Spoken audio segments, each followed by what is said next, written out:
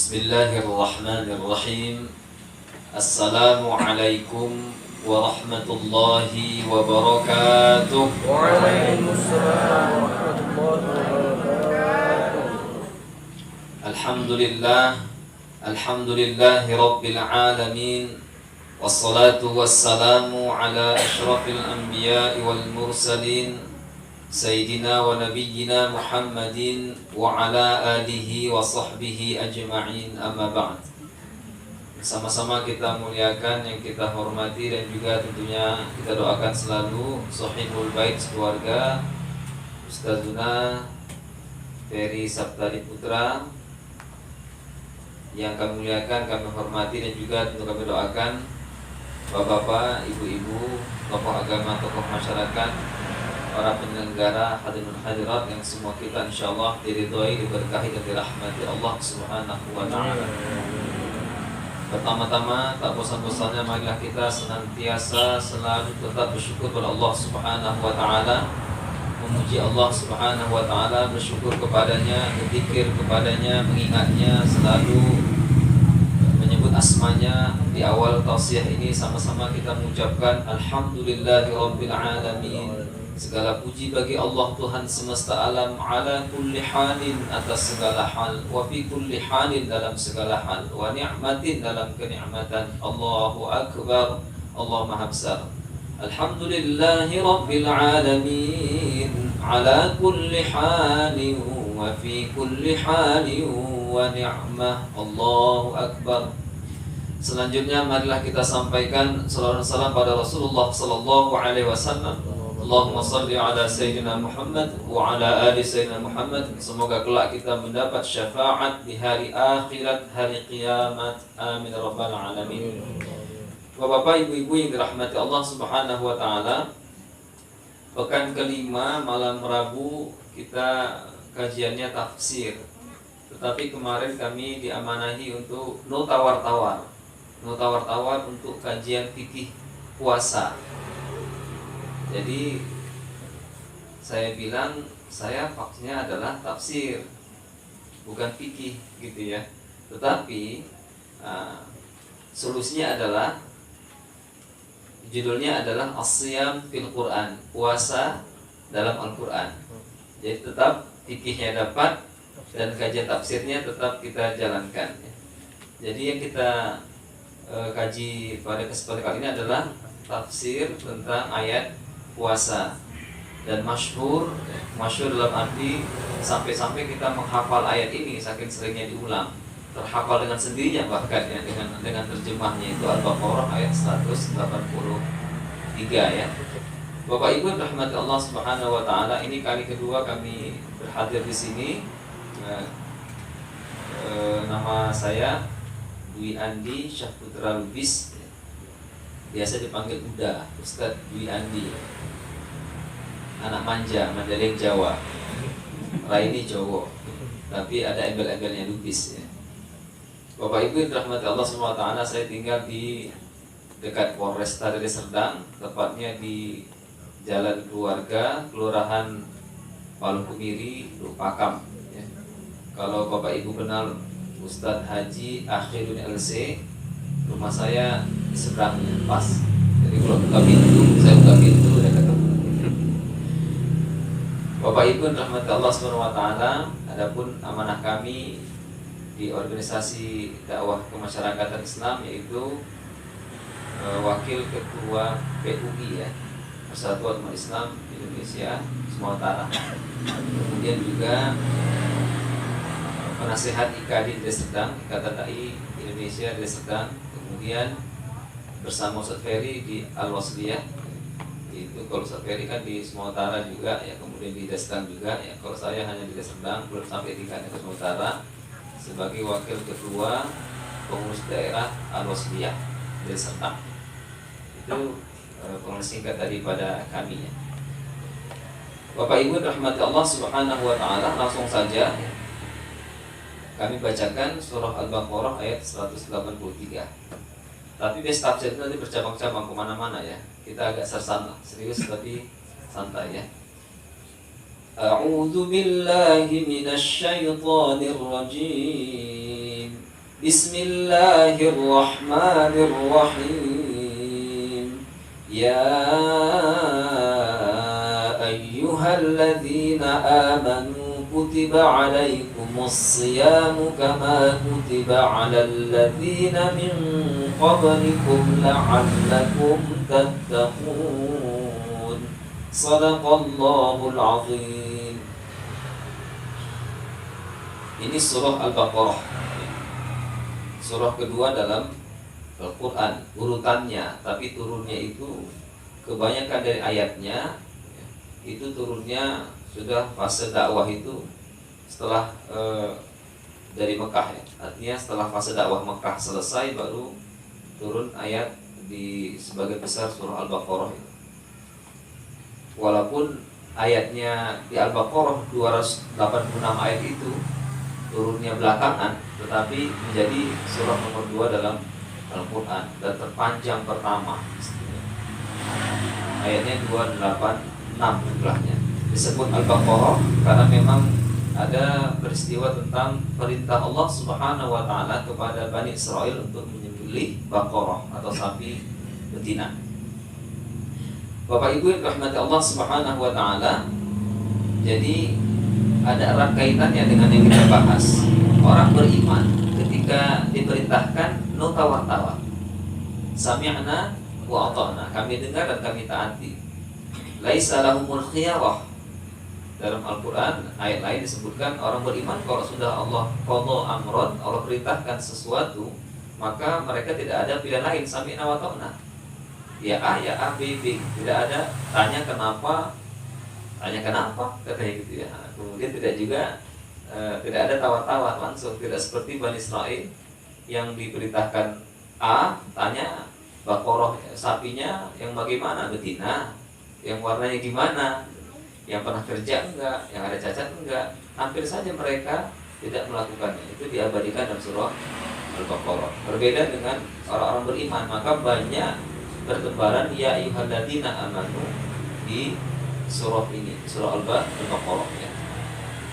Dan bisa dipastikan bahwasanya ketika ini masuk aja tafsirnya ya, bisa dipastikan ketika ada ya ayyuhalladzina amanu, ayat yang dipangkali dengan ya ayyuhalladzina amanu pasti turunnya di Madinah. Pasti turunnya di Madinah.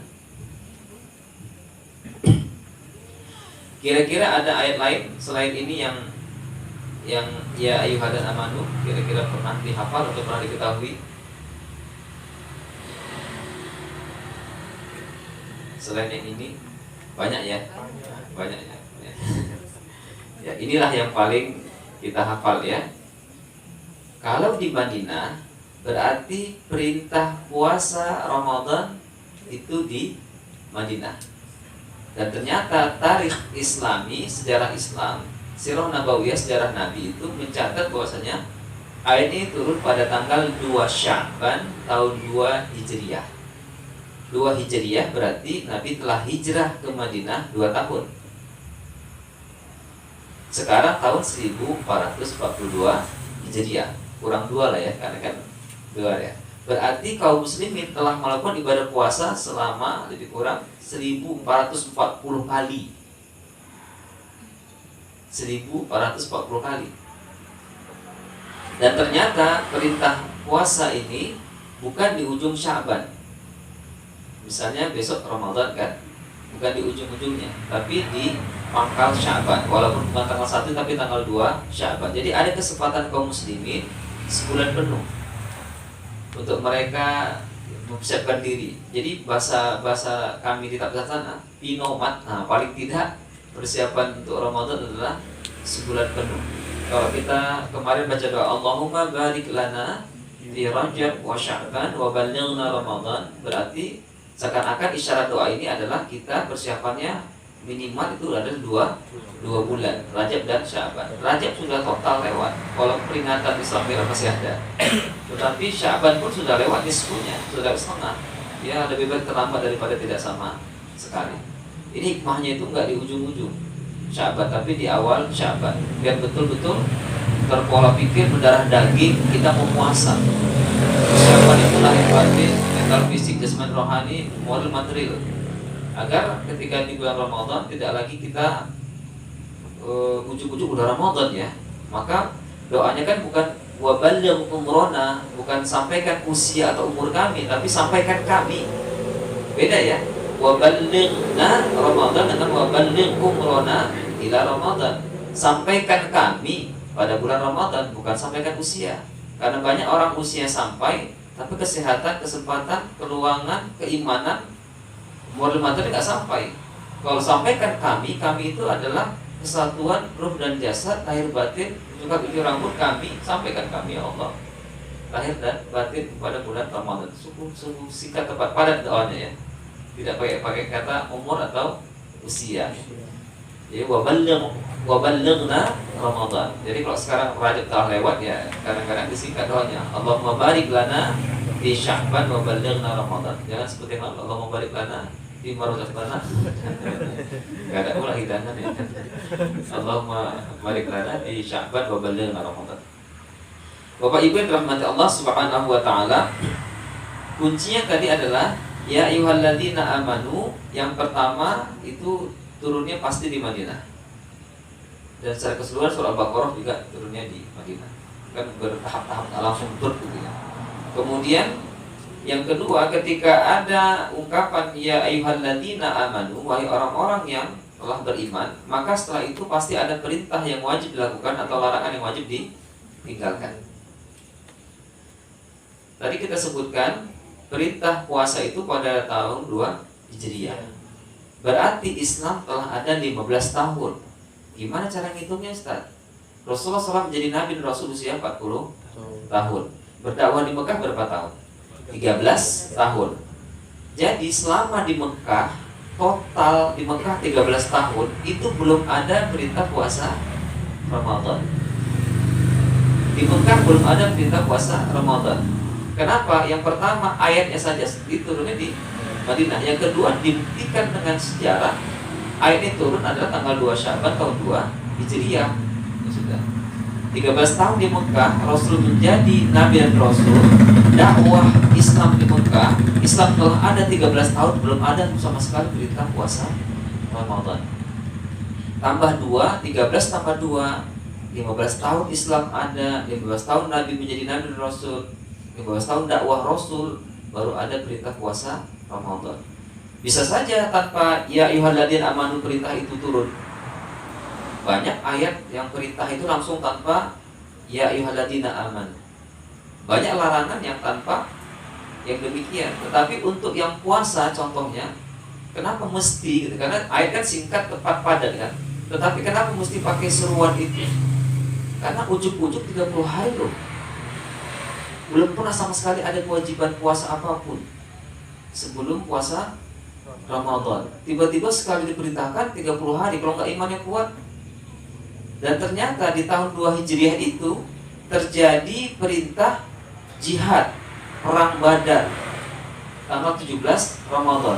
Sudahlah pertama kali puasa sebulan penuh. Belum pernah sejarahnya selama ini perintah puasa itu ada. Kemudian belum pernah selama ini ada perintah untuk berjihad, berperang. Dan berperangnya berarti pada bulan Ramadan. Itu musim panas ya. Ada teman yang mengkonversikan tahun 2 Hijriah itu memang pada musim-musim panas. Kira-kira jihad itu kan luar biasa ya. Perang seimbang saja udah luar biasa. Apalagi perangnya ini gak seimbang jumlah segala macam sesuatunya. Dan pertama kali puasa, kira-kira ada nggak yang lebih berat daripada perang untuk meninggalkan puasa? Jadi misal ada orang yang nggak puasa lah, nggak tahan aku segala macam, kerja itu berat kali. Kira-kira kerjanya lebih berat mana daripada perang itu? Berbeda kalau misalnya kita musafir, walaupun ringan musafirnya, ya naik pesawat selesai kan. Tapi boleh memang musafir itu tidak puasa gitu. Kemudian sakit juga boleh tidak puasa. Lansia juga yang tidak sanggup juga boleh tidak puasa. Hamil menyusui juga boleh tidak puasa. Sekali lagi, haid dan nifas harus tidak puasa, tapi diganti di hari lain. Kan macam seperti itu. Bapak Ibu rahmati Allah Subhanahu wa taala. Kira-kira selain yang tadi di rukhsah yang boleh tidak puasa, ada lagi nggak? Ini jihad loh. Dan kaum muslimin ketika itu bermusyawarah di pimpin Rasulullah. Ini mereka di Badar tuh ada seperti sumur gitu ya. Kita berkemahnya melawan kafir Quraisy setelah sumur atau sebelum sumur. Ternyata kaum muslimin, ya kita berkemahnya setelah sumur, berarti menguasai sumur. Kaum muslimin kan puasa, punya air. Kaum kafir nggak puasa, sudah berfoya-foya merasakan udah gegap gempita menang habis muslimin ini, nggak punya air. Luar biasa kan cerdasnya itu. Tetapi Bapak Ibu sekalian, jumlah nggak seimbang. Kaum muslimin hanya cuman punya 2 kuda perang, kaum kafir 70 kuda perang. Kaum muslimin jumlahnya ada mengatakan 313, 300-an lah. Kaum kafir 1000-an orang. Ini dari mana taunya?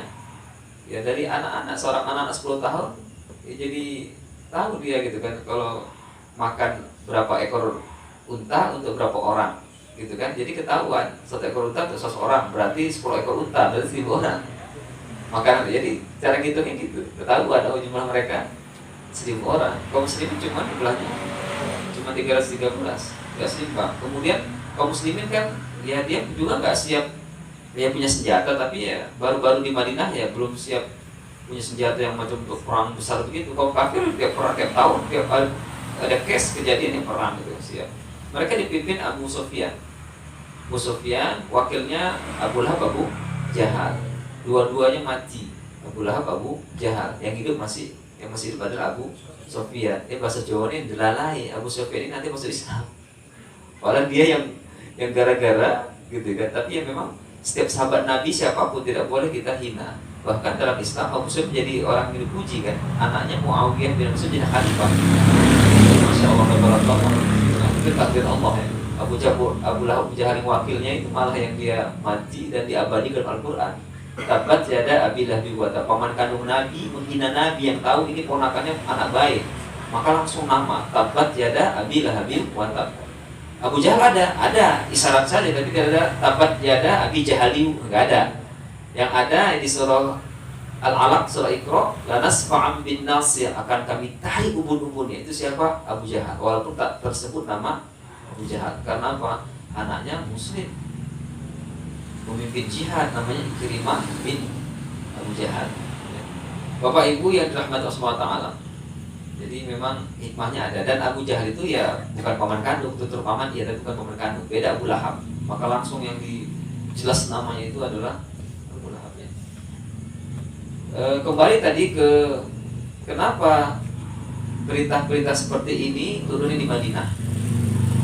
Karena memang iman, rukun Islam ada 5. Yang pertama syahadat, sholat, zakat, puasa, haji. Ini di Madinah, ini di Madinah, ini di Madinah perintahnya. Sholat pun itu udah hampir mau hijrah ke Madinah. Sholat waktu. Kapan itu? Ketika peristiwa Isra wal Mi'raj. Kapan itu? Ketika tahun 11 menjadi nabi. Jadi artinya 11 tahun menjadi nabi, 11 tahun Islam sudah ada, 11 tahun dakwah Nabi Muhammad SAW di Mekah, belum ada perintah sholat 5 waktu. 11 tahun loh. Jadi ngapain aja? Kalau boleh saya bilang 11 kali lah. Syahadat, syahadat, syahadat, syahadat, syahadat, syahadat, syahadat, syahadat, syahadat, syahadat, syahadat. Belum ada perintah apapun. Karena mereka punya berhala 360 berhala di luar dan di dalam Ka'bah. Itu masih di sekitar Masjidil Haram, belum lagi di tempat lain. Bagaimana mereka mempersepsikan yang memang murninya dari Ibrahim adalah Allah Maha Esa, tapi dia 360 berhala. Yang besar-besar itu kan Lata, Hubal, Manat, Uzza gitu kan. Itu yang besar-besar. Kemudian menjadi la ilaha illallah, tidak ada Tuhan. Sengaja nggak sengaja, sadar nggak sadar, lahir atau batin, nampak nggak nampak, nggak ada semuanya kecuali Allah. Itulah dia syahadat, keyakinan, kepercayaan, tauhid, mengatakan Allah, menyatakan Allah Maha Esa Ahad. Itu yang keyakinan, itu yang dibentuk Nabi. Sehingga apapun perintahnya nanti di Madinah kan, ya ayyuhalladzina amanu, itu itu sami'na wa ata'na. Akidah. Kalau haji ibarat taman. Al-hajjul mabrur laisa lahu jaza ilal jannah. Haji yang mabrur, agak beti ya, haji mabrur. Agak beti. Haji mabrur ya, mabrur. Balasannya adalah jannah. Jannah itu dalam kamus bahasa Arab artinya taman. Taman lengkap dengan segala fasilitasnya. Kalau ada villa, ada taman itu, kalau orang-orang dari Arab musim panas kan, bulan 5, bulan 8 musim panas di Arab, ke Bogor lah dia. Hadhihi jannatul dunia. Ini adalah surga dunia. Ya secara bahasa itu betul. Karena apa? Karena taman, Raudhah juga taman, Bustan juga taman, Hadikoh juga taman, tapi yang dipilih adalah jannah. Karena jannah itu taman lengkap dengan segala fasilitasnya. Itu yang bisa begitu, yang orang-orang yang mampu saja, maka haji bagi yang mampu. Puasa itu junnah, as-shaumu junnah. Puasa adalah perisai pelindung. Maka ibarat sebuah bangunan itu adalah dinding dan atap. Kenapa kata ibaratkan bangunan? Karena Rasul menyebutkan bunyan Islamu ala khamsin. Islam itu dibangun atas 5 hal. Kalau dibangun berarti bayangannya ada kiasan, ada sebuah bangunan. Sudah, dinding dan atap untuk puasa. Zakat berarti harta benda. Salat, as-salatu imaduddin. Salat adalah tiang agama. Barang siapa menegakkannya, menegakkan agama. Barang siapa meninggalkannya berarti menghancurkan agama. Enggak ada tiang ini rubuh ini. Tiang-tiang ini yang buat kokoh. Kemudian syahadat di mananya? Di rumahnya. Itu pondasi kan ikan bukan. Pondasi nggak nampak karena di dalam kalbu, dalam hati ini. Pondasi nggak nampak. Tapi kalau misalnya rumah ini pondasinya nggak ada, sekuat apapun tiang dinding ini lewat truk saya udah rubuh. Atau misalnya adalah dia pondasinya ada tapi nggak kokoh, nggak kuat, retak-retak lewat rontok sudah retak. Memang nggak nampak, tapi itulah, dari situlah ketika diberitakan diseru keimanan dalam kalbu ini, dalam hati nggak nampak ini, apa sudah diperintahkan? Silahkan. Baru pertama kali puasa seumur umur 30 hari, tambah lagi perang sampai 6 tahun. Termasuk perintah kepada kaum wanita, wahai istri Nabi dan wanita-wanita mukminah, diperintahkan untuk pakai hijab, khimar dan jilbab.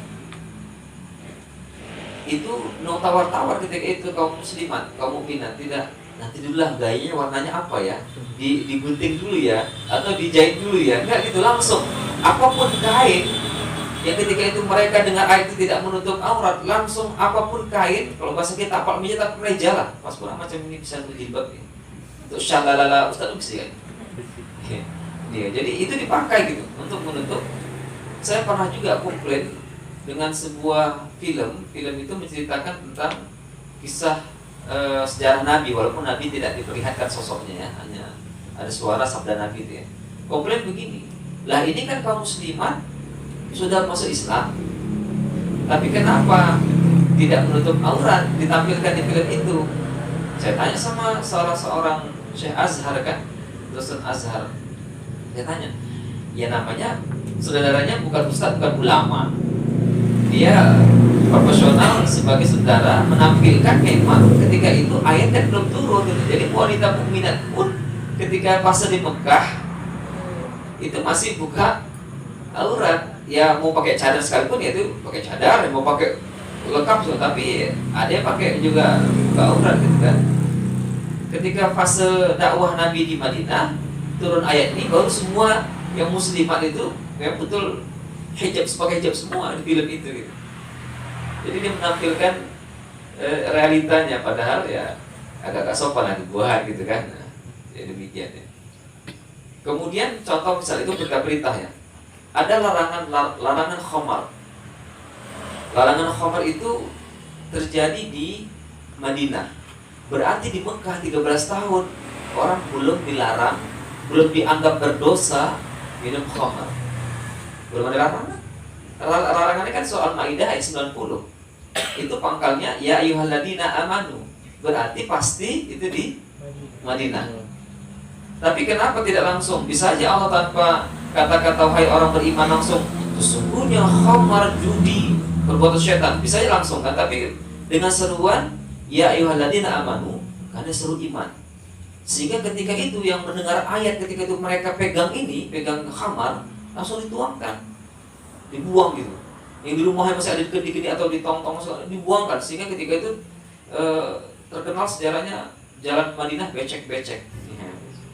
Kemudian aroma itu nyengat, dan suasana hawa udara itu pedih mata, dan ya seperti kalau kita di pom bensin kan, yang baru diisi atau apa ya, kan nampak yang bayang-bayang gitu ya, yang nggak terang dan pedih mata kadang-kadang. Oke, lebih kurang seperti itulah biasanya. Tapi sami'na wa ta'na, ya tunggu dulu lah, kan bertahap lah, namanya kecanduan, bertahap lah gitu. Nggak ada bertahap, sami'na wa ta'na. Jadi kalau memang kita kecanduan sesuatu, kalau memang mau dekat, langsung niat itu. Karena niat itu dalam hati, iman juga dalam hati. Selesai, cerita, nggak ada lagi yang khamar setelah itu. Tapi di Madinah, akidah umat Islam sungguh cukup kuat. Untuk 5 waktu sholat saja, itu 11 tahun baru ada perintah. Konon katanya zakat sudah ada perintah infak sedekah, tapi belum ada nisab-nisabnya. Nisab-nisab itu nanti ada di bulan Sya'ban itu ya. Di bulan Sya'ban tahun 2 Hijriah, perintah untuk puasa, perintah zakat dengan nisab-nisabnya. Di nisfu Sya'ban itu pemindahan arah kiblat di tahun 2 Hijriah. Makanya malamnya itu kan ada hadis Tabrani, ternyata ulama menyebut hadisnya sahih ya.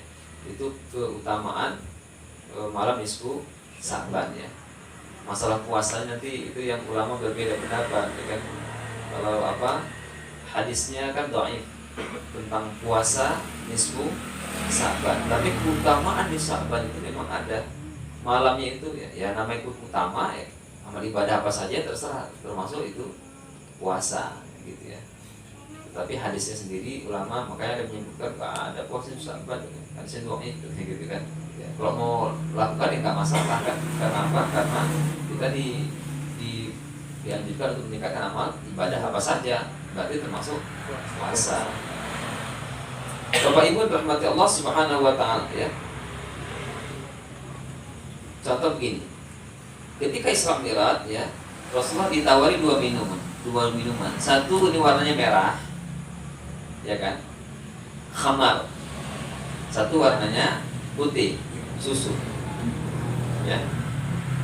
Saya tadi mau contohkan apa contohnya? Ternyata kan Masya Allah, tabarakallah ya.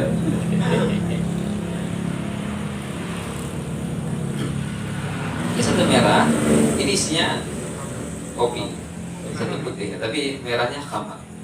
Ada yang bilang begini, ketika Isra Mi'raj ini ya, macam betul aja malaikat Jibril nawarin Muhammad itu khamar. Kalau saya bilang what's wrong? Apa yang masalah? Karena itu Nabi Isra kan dari Mekah. Nabi masih berdakwah di Mekah loh. Larangan khamar kan di Madinah. Berarti belum ada larangan. Iya kan? Dia memang ada syarat apa minum, ada acara apapun minum gitu. Yang dalam sejarah Islam yang dijamin sejak bayinya belum pernah minum khamar adalah Rasulullah Abu Bakar. Yang lainnya tak jamin. Karena belum, kalau minum khamar setelah ada larangan baru itu dosa besar, nggak bertobat masuk neraka gitu kan. Masalahnya kan sebelum ada ayat itu yang di Madinah turunnya kan belum ada larangan. Tapi memang Nabi memang asasnya nggak pernah dia minum khamar, ya dia pilih susu. Kan nggak ada masalah dalam itu ya, bisa dipahami ya. Bukan berarti kalau sudah larangan khamar ada, Nabi boleh minum khamar karena Nabi enggak. Memang belum ada larangan untuk khamar. Dalam sebuah riwayat dikatakan disebutkan bahwasanya ada sahabat Nabi yang ketika dia mabuk, ya masih belum pulih daripada kesadarannya, belum pulih, sholat karena memang sudah ya sholat waktunya, baca Al-Kafirun, nggak tamat-tamat, ya kan? Nggak tamat-tamat 3 kali, nggak tamat-tamat.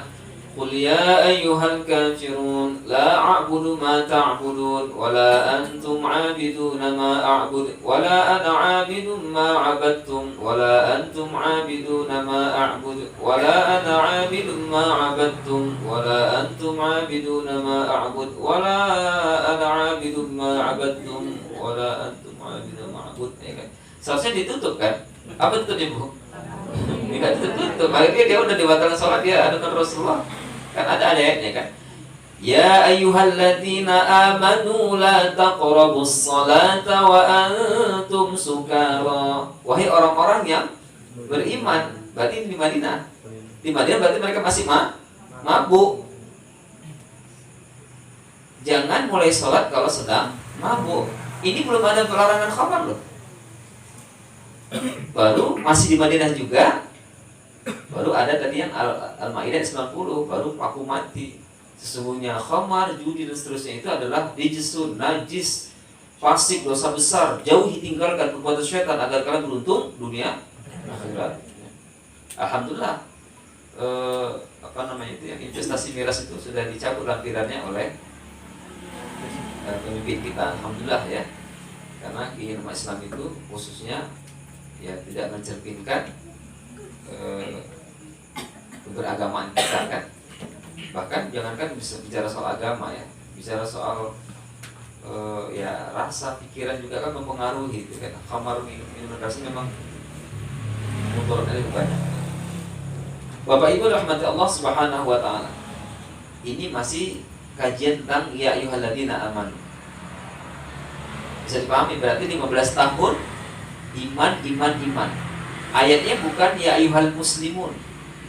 Wahai orang-orang muslim atau orang Islam, atau bukan ya ayyuhalladzina aslamu, wahai orang-orang yang telah masuk Islam. Bahkan bukan ya ayyuhal mu'minun.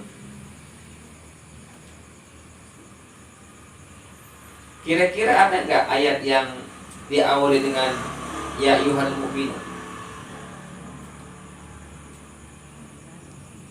Yang ada qad ablahal mu'minun. Kalau untuk yang seruan untuk perintah atau larangan ya ayyuhalladzina amanu, bukan ya ayyuhal mu'minun. Ada ayat ya ayyuhal mu'minun tengah-tengah ada. Wa tubu ilallahi jami'an ayyuhal mu'minuna la'allakum tuflihun. Bertobatlah kalian seluruhnya wahai orang yang mukmin beriman agar kalian beruntung dunia akhirat tentunya. Itu ada, tapi tengah-tengah ayat. Tetapi ada juga ayat yang At-Tahrim ayat 8. Ya ayyuhalladzina amanu tubu ilallahi taubatan nasuha. Wahai orang-orang yang beriman, bertaubatlah kepada Allah dengan taubat nasuha. Itu wahai orang beriman. Ada enggak perintah untuk bertobat? Wahai para pendosa, wahai ahli maksiat yang durhaka kepada Rasulnya, wahai orang yang zalim, fasik, ada enggak? Bertobatlah, enggak ada. Yang bisa bertobat malah orang yang mukmin. Tadi ayyuhal mu'minun di tengah-tengah. Kalau di pangkal ya ayyuhalladzina amanu. Yang di orang mukmin salahnya apa? Tapi siapa sih yang enggak punya salah? Nah gitu ya.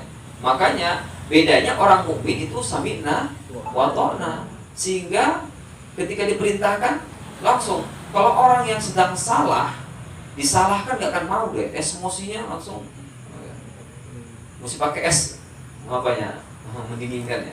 Ketika dia buat zalim, buat fasik, buat dosa, kita gini-gini kan gak akan mau.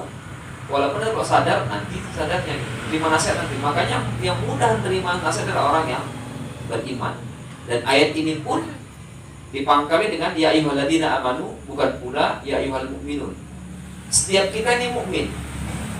Posisi kita, nama kita mukmin. Karena mukmin adalah nama. Tetapi apakah kita yakin betul amanu kita telah mantap? Kalau mukmin kan kalau dia beriman kepada Allah, kepada malaikat, kepada kita, Rasul, hari akhirat, takdir, sudah dia mukmin. Makanya harus diasah keimanan itu. Kalau amanu itu kata kerja atau fi'il madhi, fi'il yang telah lalu, berarti sudah telah, imannya sudah telah mantap. Kalau kata sebagian orang, apalah arti sebuah nama? Kalau namanya mukmin katanya kan. Tapi, makanya langsung kepada perilaku, sikap. Kalau bahasa ini adalah langsung pada psikomotorik, pada afektif, sikap perilaku langsung. Amanu. yang dengan demikian perintah apapun, larangan apapun segera, kalau itu perintah berarti wajib segera dilakukan, kalau larangan wajib segera ditinggalkan. Buktinya tadi yang tentang hijab, tentang khamar, tentang perintah-perintah dan larangan lainnya. Bapak Ibu rahmati Allah Subhanahu wa taala. Sudah kita selesaikan kaji yang ya ayyuhalladzina amanu. Masuk pada kutiba. Kutiba artinya secara terjemahan ya diwajibkan. Sementara kalau dalam bahasa Arab diwajibkan ya wujiba. Wajib kan? Berarti wujiba. Kenapa kutiba? Atau misalnya diperintahkan, umiro diperintahkan, atau kalau fardu kan wajib ya, furidho. Kenapa tidak pakai kata-kata umiro, furidho, atau wujiba atau ujiba? Kenapa pakai kata-kata kutiba? Kutiba dari kata-kata apa? Menulis. Berarti kalau kutiba dituliskan alaikum kepada kalian, alai itu kewajibannya, dituliskan kewajiban kepada kalian. Kenapa pakai kata-kata yang kutiba, bukan kata-kata lainnya, redaksi lainnya? Contoh misalnya, kepala desa, ini desa Galangsuka, lurah atau kepala desa? Kepala desa ya. Kepala desa bilang Jumat gotong royong ya, di depan para aparatnya, di depan para perangkat desa untuk sampai kepada warga. Tapi nggak ada hitam dan putih, nggak ada tulisannya. Itu perintahnya sudah kuat karena apa? Perintah pemerintah, ya kan? Tetapi sudahlah diperintahkannya dengan lisan, ditulis lagi hitam di atas putih, stempelnya cek biru, tanggal jamnya. Itu makin kuat nggak? Makin kuat. Artinya, dan memang tercatat kewajiban puasa Ramadan itu di dalam Al-Quran tertulis. Gitu. Bukan hanya Rasul yang menyampaikan, Allah mewajibkan ya, mana ayatnya? Ada hadisnya memang. Atakum Ramadan syahrul mubarakun faradallahu alaikum siyamahu. Telah tiba Ramadan, Ramadan tiba gitu ya. Syahrul mubarakun, bulan yang penuh berkah. Allah mewajibkan, faradallahu memfardukan kepada kalian berpuasa. Kalau hadis ini tanpa ayat sudah wajib memang kan? Karena hadis juga adalah sebuah kewajiban. Tetapi di hadis ini tidak ada kata-kata kataba atau kutiba, yang ada sudahlah ini ada di ayat, bukan redaksi lainnya, pakai redaksi malah kutiba, dituliskan, udah no tawar-tawar sama sekali, udah ya ayyuhalladzina amanu tambah lagi kutiba. Maka puasa menjadi ibadah yang agung. Pahalanya 70 kali lipat kalau kita mengerjakan ibadah wajib. Kalau kita ibadah sunnah seperti mengerjakan ibadah wajib, dan di dalamnya ada Lailatul Qadar yang lebih pada 1000 bulan. Kita beribadah malam itu satu malam saja lebih baik daripada beribadah 1000 bulan. Dari itu matematika 1000 bagi 12 ya, karena setahun 12 itu 83 tahun 4 bulan. Satu malam saja beribadah di malam itu lebih baik pada beribadah 83 tahun 4 bulan, lebih baik pada itu 1000 bulan. Kalau hitungan matematika ya. Bapak Ibu rahmati Allah Subhanahu wa taala. Kutiba alaikum, diwajibkan kepada kalian. Kita perhatikan ya, wahai orang-orang yang telah beriman, telah, pakai telahnya biar letak harfiah ya, telah dituliskan kewajiban atas kalian. Ada nggak disebutkan siapa yang mewajibkan? Kalau di hadis kan jelas kan, faradallahu alaikum, Allah yang mewajibkan. Di sini ada nggak? Ini ayat ya, ayat posisi lebih tinggi pada hadis. Dan hadis itu penguat daripada ayat. Tidak salah kalau ya Allah yang mewajibkan, karena memang hadis kan penafsir ayat. Tapi kenapa di ayat sendiri tidak disebutkan kataballahu alaikumus siyam? Kenapa kutiba alaikumus siyam? Artinya selain memang ditegaskan dalam hadis Allah mewajibkan, biar siapapun, apapun kondisi bagaimanapun, kita merasa itu adalah sebuah kewajiban. Ada orang yang memang tanpa kewajiban dari agama yang memang pengen puasa, unjuk rasa puasa dia. Ada seorang tokoh, saya sebutkan tokoh di India, dia unjuk rasa dengan puasa, yang jadi pahlawan nasional India, nggak saya sebutkan namanya. Ya macam gitu ya Pak ya. Nah, dia puasa kan.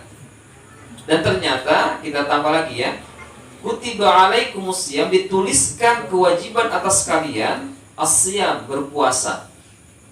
Kama kutiba alal ladina min qablikum, sebagaimana dituliskan kewajiban atas orang-orang sebelum kalian. Artinya Islam ini, kaum muslimin, Islam ini adalah agama yang paling baru, agama yang paling baru, agama terakhir. Tidak ada agama resmi dunia lagi setelah Islam, yang paling baru.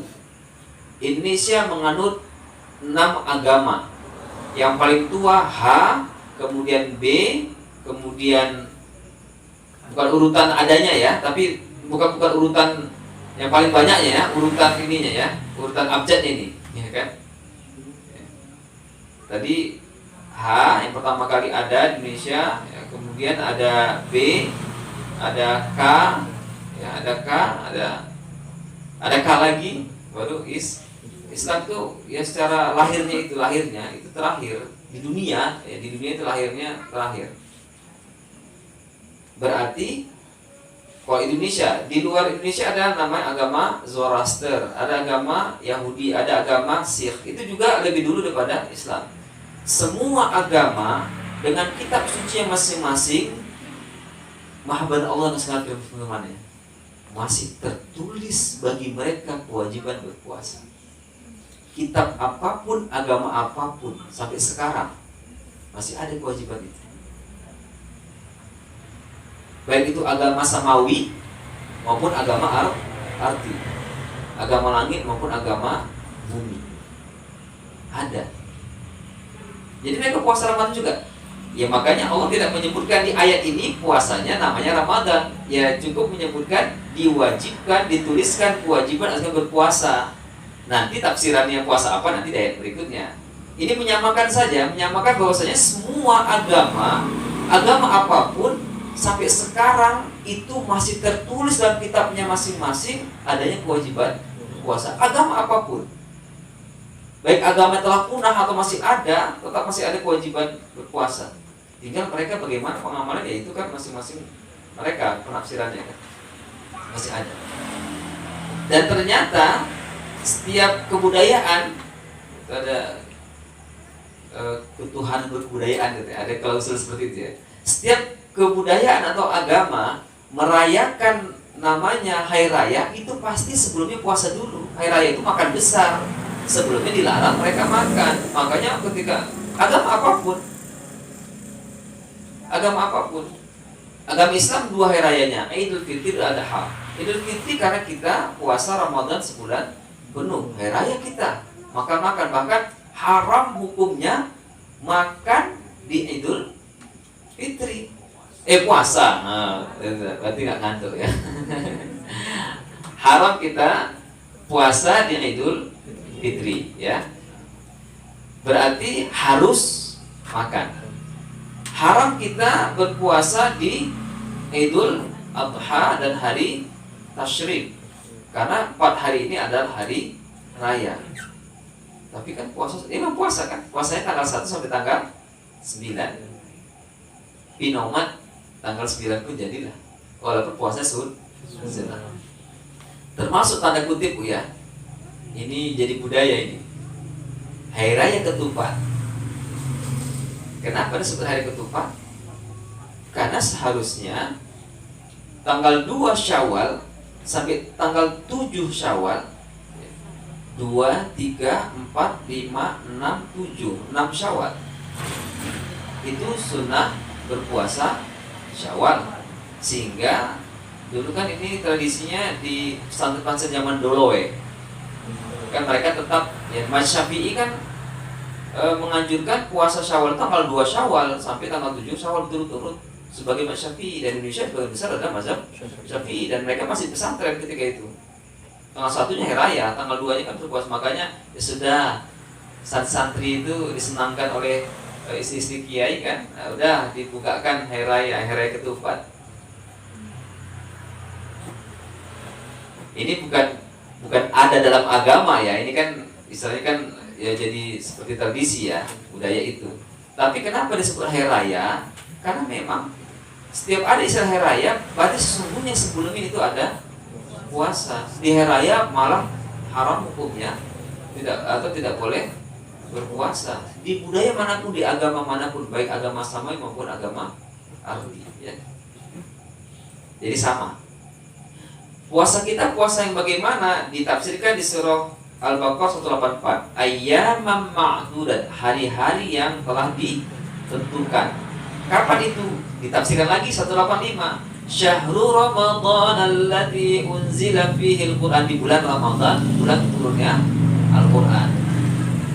Kalau yang agama lain itu Allah alam bulan apa kan? Salah satu hikmahnya kenapa di bulan Ramadan? Karena di situ diturunkan Al-Quran. Segala sesuatu yang terkait dengan Al-Quran mulia, termasuk bulannya. Inilah bulan tepat untuk puasa. Sebagian tafsir mengatakan demikian. Saking agungnya Al-Quran turun di bulan Ramadan, sehingga kewajiban puasa Ramadan pun di bulan Ramadan. Kewajiban puasa pun di bulan Ramadan.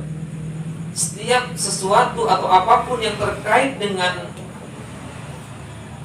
Ramadan, dengan Al-Quran pasti mulia.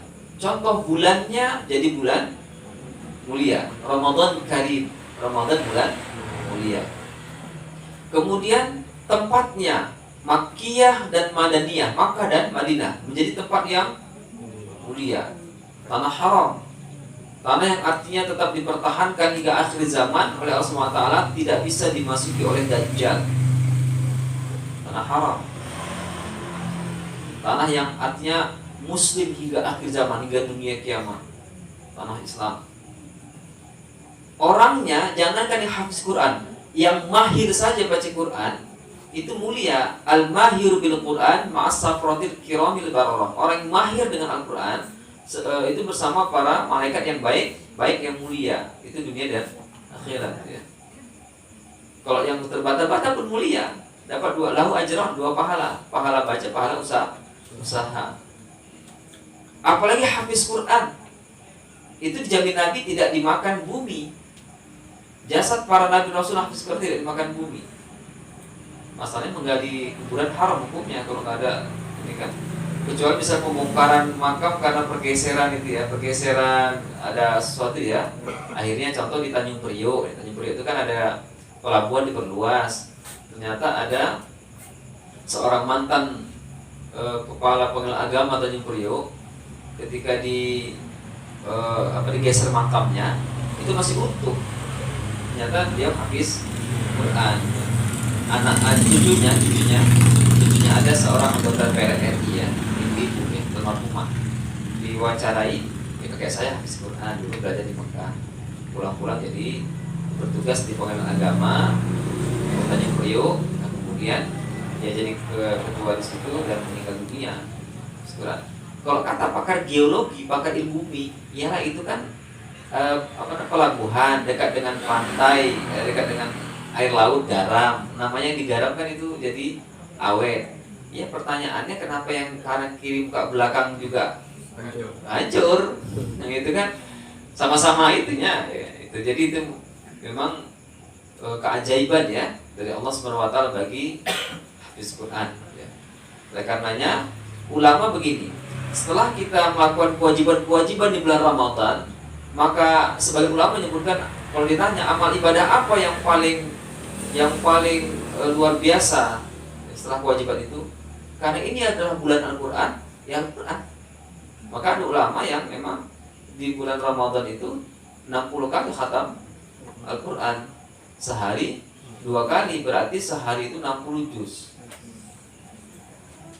Kita ya 1 juz itu 1 jam, berarti 1 hari 60 jam. Jam kan cuma 24 jam sehari. Itu menghafalnya itu lisan dan hati sudah nyatu itu. Insyaallah. Kalaupun kita diskon lah setengah jam, berarti 30 jam lah semuanya kan.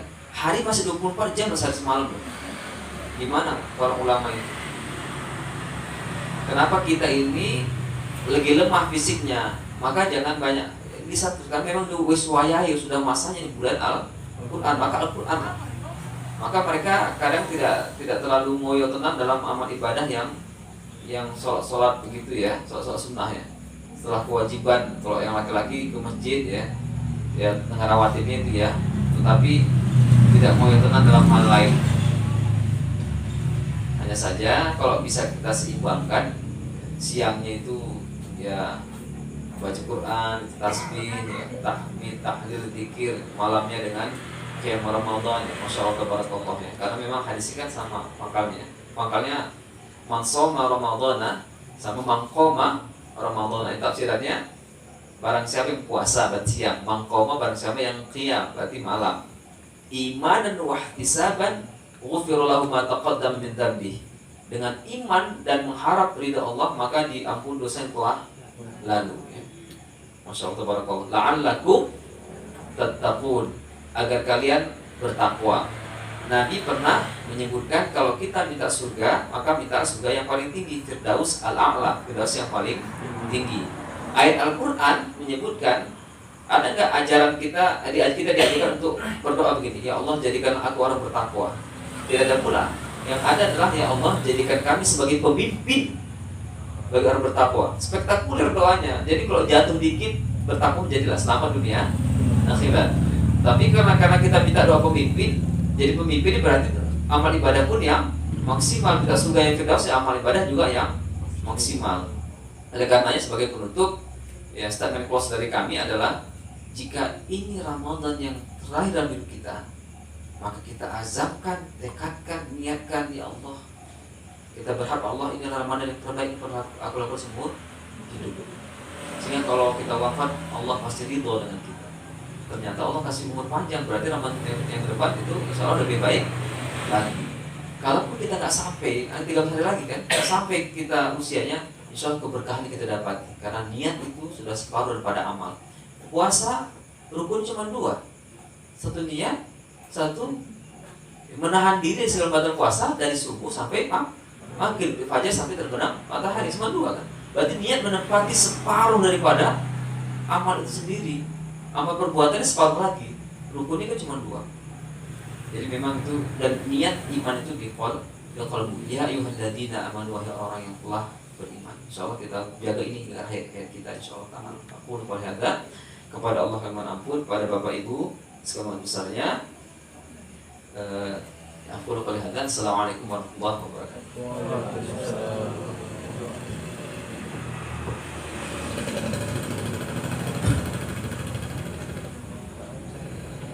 Ya, doa ya. Sebelum kita berdoa, kita istighfar terlebih dahulu ya. Astaghfirullah Rabbal baraya, astaghfirullah minal khataya, astaghfirullah Rabbal baraya, astaghfirullah minal khataya, astaghfirullah Rabbal baraya, astaghfirullah minal khataya. Kiramil Fatihah. A'udzu billahi minasy syaithanir rajim. Bismillahirrahmanirrahim. Alhamdulillahi rabbil alamin. Arrahmanir rahim. Maliki yaumiddin. Iyyaka na'budu wa iyyaka nasta'in. Ihdinas siratal mustaqim. Siratal ladzina an'amta 'alaihim ghairil maghdubi 'alaihim waladdallin. Amin. Bismillahirrahmanirrahim. الحمد لله رب العالمين والصلاة والسلام على أشرف الأنبياء والمرسلين سيدنا ونبينا محمد وعلى آله وصحبه أجمعين اللهم اجعل جمعنا هذا جمعا مرحوما وتفرقنا من بعده تفرقا معصوما. Ya Allah, ya Tuhan kami, jadikanlah pertemuan kami ini pertemuan yang dirahmati, pertemuan yang Engkau kasihi. Jadikanlah perpisahan kami setelah ini perpisahan yang dimaksumi, perpisahan yang Engkau lindungi. Allahumma ighfir lana dzunubana wa liwalidayna warhamhuma kama rabbayana shaghira. Ya Allah, ya Tuhan kami, ampunlah dosa-dosa kami, kedua orang tua kami, ayah dan ibu kami. Rahmatilah mereka berdua, kasihlah ayah dan ibu kami. Allahumma rabbana hab lana min azwajina wa dhurriyyatina qurrata a'yunin waj'alna lil muttaqina imama. Ya Allah, ya Tuhan kami, karuniakanlah kami pasangan hidup, anak keturunan yang menyenangkan mata dan hati kami. Jadikanlah kami sebagai pemimpin bagi orang-orang yang bertakwa. Allahumma barik lana fi sya'bana wa ballighna Ramadan. Allahumma ballighna Ramadan. Allahumma ballighna Ramadan. Ya Allah, ya Tuhan kami, berkahilah kami di bulan Sya'ban ini, sampaikan kami pada bulan Ramadan. Allahumma rabbana atina fid dunya hasanah wa fil akhirati hasanatan wa qina adzaban nar.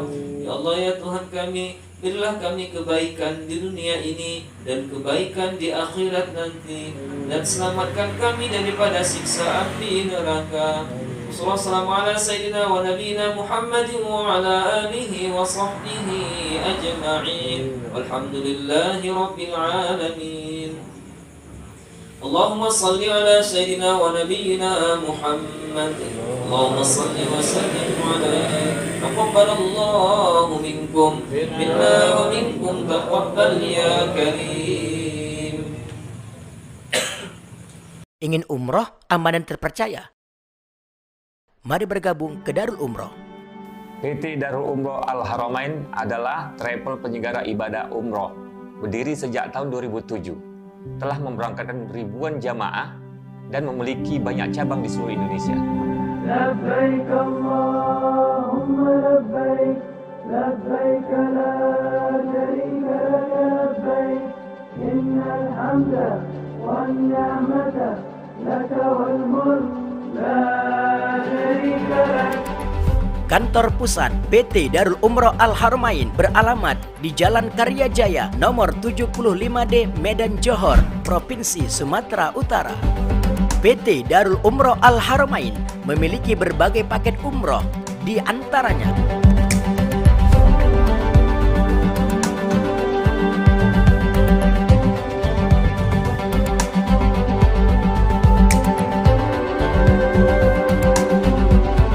yang dibimbing oleh tim Mama Madinah Makkah dari Indonesia yang berpengalaman, di antaranya